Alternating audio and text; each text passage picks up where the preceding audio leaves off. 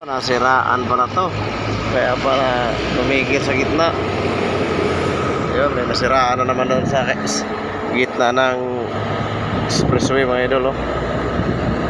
Kaya pala biglang nagka traffic.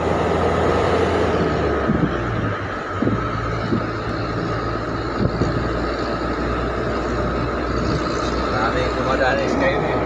Oo. Dito pa lang naakyat na.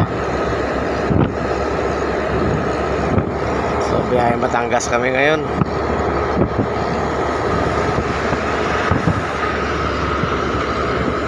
Maluwag ang kalsada ngayon mga idol, no?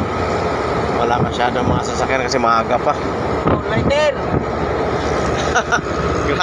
Grabe na naman, oh. Lighter! Hindi mo ulit sa'yo. Pinapahigop na naman kami na may team na usok ng sasakyan na yun, ah.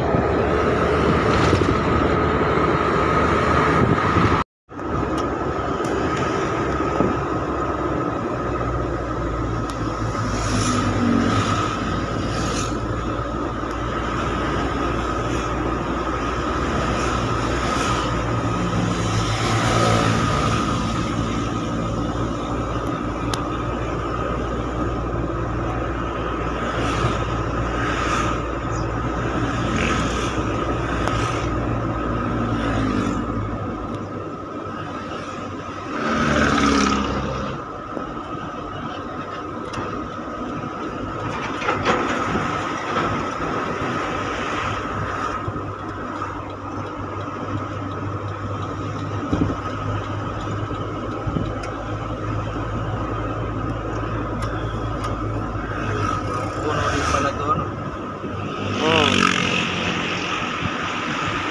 Dito haba ng palusong dito, yung mahirapan yung mga pahon, hirap na hirap yung mga kargado dito. Ito yung mahaba na pahon dito, eh.